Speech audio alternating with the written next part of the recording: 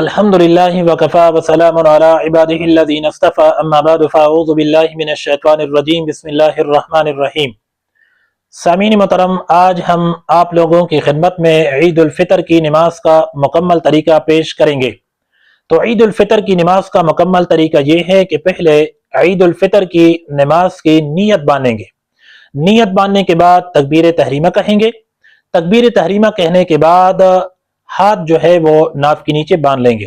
اس کے بعد ثنا شروع کریں گے۔ ثنا جو ہے وہ مکمل پڑھ لیں گے، ولا الہ غیرک تک۔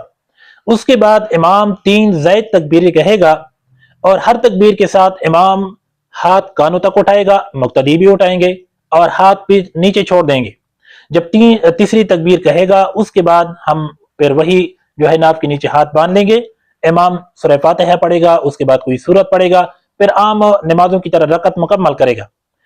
اچھا، جب دوسری رکعت کے لیے امام کھڑا ہو جائے گا تو سورہ فاتحہ پڑھے گا، سورہ فاتحہ کے بعد کوئی سورت پڑھے گا، سورت پڑھنے کے بعد پھر 3 زائد تکبیریں امام کہے گا۔ اسی طریقے سے ہر تکبیر کے ساتھ امام و مقتدی کانوں تک ہاتھ اٹھائیں گے، پھر نیچے ہاتھ چھوڑ دیں گے۔ جب 3 تکبیریں کہے گا، چوتھی تکبیر کہنے کے بعد امام جو ہے وہ رکوع میں جائے گا، پھر عام نمازوں کی طرح وہ رکعت مکمل کر لے گا۔ تو یہ جو ہے عید الفطر کی نماز پڑھنے کا مکمل طریقہ ہے۔ نماز پڑھنے کے بعد امام خطبہ دے گا۔ خطبہ دینا یہ سنت ہے، البتہ جب شروع ہو جائے گا تو سننا یہ مقتدیوں پر واجب ہے۔